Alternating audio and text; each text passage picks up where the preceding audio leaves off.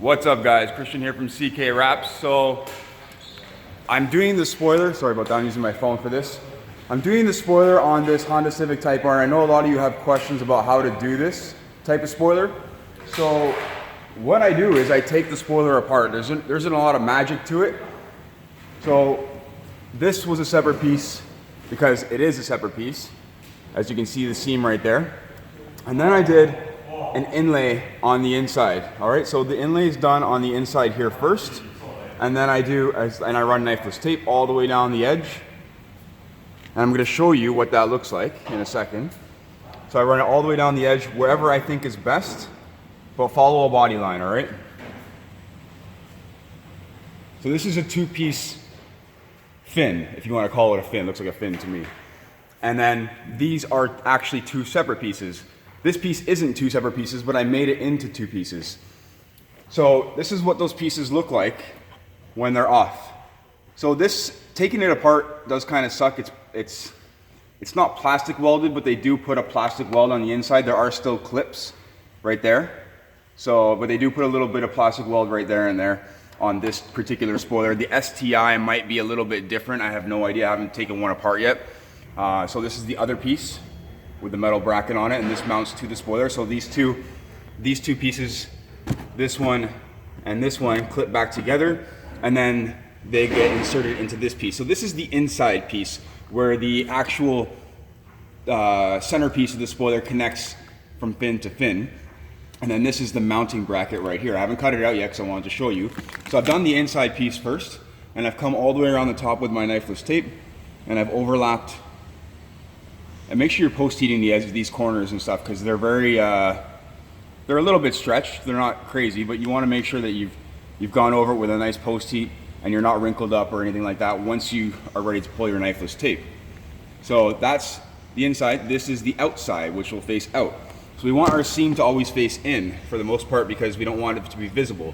Once I run knifeless tape over this or cut this piece out, I will do knifeless tape again, overlapping the inner piece, and then lay my outside piece over top again, pull the knifeless tape, and I'll have a nice straight cut. So I'll show you where the knifeless tape is. It's somewhere, corner is it on? It's down here. Yeah, so it starts right there.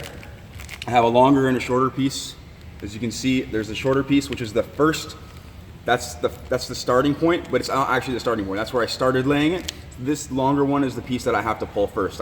I left it longer so that I would know which piece I need to pull first because they overlap slightly at the bottom here. Now you can see that there's a lot of wrinkles, but that's in the knifeless tape. I can always trim that up afterwards if it doesn't cut the film properly.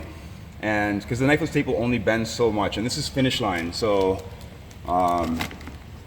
it's not really great for that. The design line is probably a little bit better. But yeah, so this is generally how you do this, and it comes out looking nice and clean, just like that. All right. This, a little bit of white might show in here. I don't know. If it does, we can always remove the bracket and put a separate piece on the inside. But other than that, everything looks great. All right. So I just thought I'd go over that with you and show you what that looks like. I want to give you a close up. So I don't know if you can even see the seam. Probably can. But you have to really look for it, and then you can't even see it on the bottom at all, really. So, all right, guys. So if you enjoyed this video, give it a thumbs up. I don't really have to go and show you how to wrap a piece like this. You should know how to wrap pieces like this. They're very basic pieces. So these pieces down here are super basic. This one's basic as well. You just have to know where to run your knifeless tape. Right, obviously along the body line, which I just told you, and then you do your separate piece on top of that afterwards.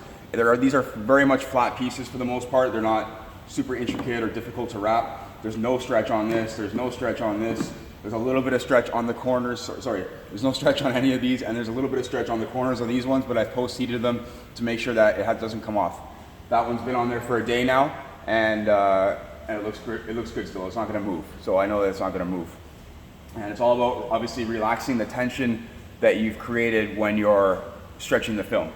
Anyways guys, if you like this video, give it a thumbs up. If you want to see more, hit the subscribe button. We do have that BMW i8, which we're wrapping in rose gold chrome, up next.